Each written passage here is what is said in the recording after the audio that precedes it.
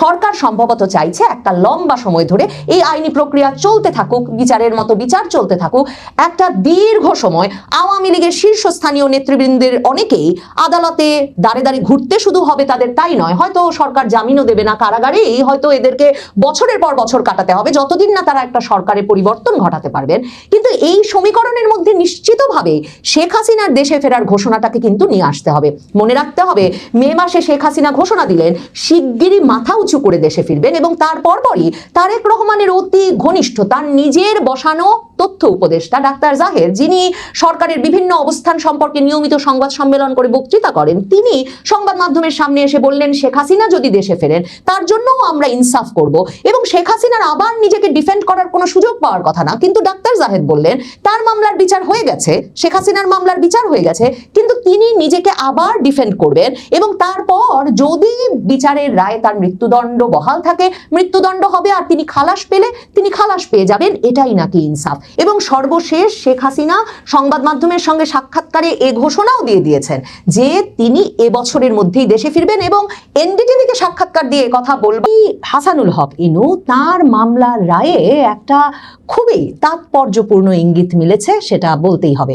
আন্তর্জাতিক অপরাধ ট্রাইব্যুনালে যে হরে দরে, কেজি দরে, পাইকারি দরে ফাঁসি দিয়ে দেওয়া চলবে না, সেই ইঙ্গিতটা সম্ভবত তারেক রহমান সরকারের কাছে আন্তর্জাতিক পক্ষগুলোর তরফে এত শক্তভাবে পৌঁছে গেছে যে হাসানুল হক ইনুর মামলাটা, যে মামলাটা সাজানোই হয়েছিল, হাসানুল হক ইনু যেহেতু ঢাকাতেই ছিলেন, আগস্ট মাসেই 2024-এর ধরা পড়েছিলেন, যিনি কিনা সর্বসময় মানে শেখ হাসিনা আমলের পুরোটা সময় জুড়ে জামায়াতে ইসলামী সহ জঙ্গি সংগঠনগুলোর বিষয়ে ভীষণ সক্রিয় সরব ছিলেন, সেই ব্যক্তির বিরুদ্ধে মামলাটা সাজানোই হয়েছিল।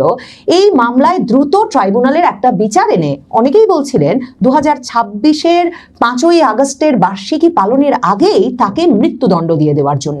মানে কিছু মন্ত্রী, শীর্ষস্থানীয় নেতা, এদেরকে ফাঁসিতে ঝোলানো জামায়াতে ইসলামীর একটা খুবই সুস্পষ্ট লক্ষ্য আন্তর্জাতিক অপরাধ ট্রাইব্যুনালেই শেখ হাসিনা সরকারের বিচারকে নিয়ে আসার পেছনে। এবং সেজন্যেই হাসানুল হক ইনুর মামলাটা, যে মামলায় তিনি একা অভিযুক্ত, কুষ্টিয়ায় 6 জনকে গুলি করে হত্যা করা হয়েছে, সেই অভিযোগ থেকে শুরু করে শেখ হাসিনার সাথে তিনি ফোনে কথা বলেছেন। হাসানুল হক ইনু মামলার রায়কে প্রহসন বলছেন। তিনি বলছেন যে এই মামলার রায় দেওয়ার মাধ্যমে আদালত প্রমাণ করলো যে এটাকে একটা মানে মঞ্চে পরিণত করা হয়েছে প্রহসনের বিচারের। তার স্ত্রী তিনি বলেছেন যে নিকৃষ্টতম অবিচার এবং ফরমায়েশি রায়। এবং হাসানুল হক ইনুর স্ত্রী সাবেক সংসদ সদস্য আফরোজা হক রিনা তিনি বলেছেন আমরা মনে করি এটা আইনের নিকৃষ্টতম অপব্যবহার, নিকৃষ্টতম অবিচার, রায়কে প্রত্যাখ্যান করি কারণ এটা ফরমায়েশি রায়, এবং এটা হচ্ছে মুক্তিযুদ্ধ, অসাম্প্রদায়িকতা, মানবিক মূল্যবোধের বিরুদ্ধে যে মতবাদ, সেই মতবাদের প্রতিফলন এই রায়ের করে। বলেছেন জিয়ার ছেলে যেমন তাকে প্রহসনের বিচারে কারাদণ্ড দিয়েছে, ঠিক তেমনি ভাবে প্রেসিডেন্ট জিয়া 1976 সালে তাকে কারাদণ্ড দিয়েছিলেন। শুনে আসি হাসানুল হক ইনুর প্রতিক্রিয়া। জিয়ার আমলে আমাকে আরেকটা ফরমায়েশি রায় তার ছেলে তারেক রহমানের আমলে আরেকবার ফরমায়েশি রায়ে আমাকে সাজা দেওয়া হলো।